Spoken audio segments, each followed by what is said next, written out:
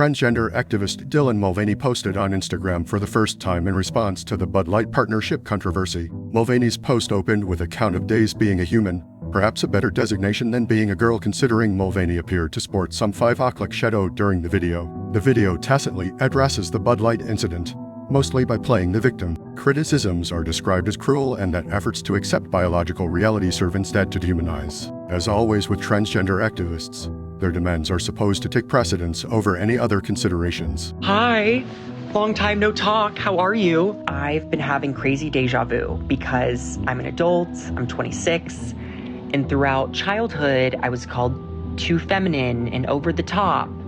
And here I am now being called all those same things, but this time it's from other adults.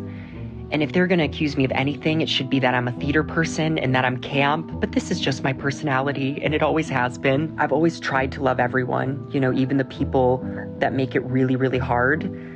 And I think it's okay to be frustrated with someone or confused, but what I'm struggling to understand is the need to dehumanize and to be cruel. I don't think that's right. Dehumanization has never fixed anything in history, ever. Mulvaney claimed to be taking a step back from social media posts after the partnership broke, but quickly returned to posting for the 13 million fans who follow on various platforms. It was so loud that I didn't even feel part of the conversation, so I decided to take a back seat and just let them tucker themselves out. But then, I remembered that nearly 13 million people, at some point, enjoyed me enough to hit the follow button on these apps, and I was like, wait. I want to talk to those people, Mulvaney said. So, hi, long time, no talk.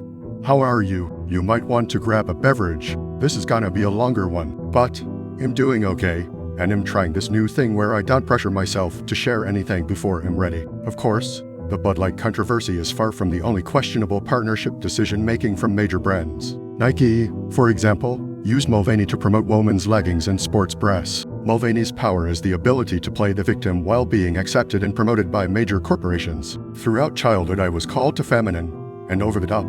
And here I am now being called all those same things, but this time it's from other adults, the video says. But Mulvaney's actions come under fire for being obviously performative. But when every major institution in the country affirms your viewpoints, any criticism is couched as dehumanizing. It's not cruel to point out that Mulvaney is not shaped or built like an adult human biological female. It's simply true. As such, Nike choosing to use a biological male to promote products made for biological females is patently absurd, as is Bud Light using someone who does not represent their customers to promote their brand. Denying reality, though, has become a common feature of the activist left, because reality often contradicts their views. Mulvaney has likely made obscene amounts of money after transitioning, received massive amounts of attention, as well as praise and affirmation from brands and corporate partners, without ever once giving a thought to how dehumanizing it can be for women to be treated as lesser than to a biological male. There might not be anything more anti-American than calling for people to be locked up over speech. As long as you're not attempting to hurt people, there shouldn't be any limits on speech. That's kind of the entire premise of the United States of America.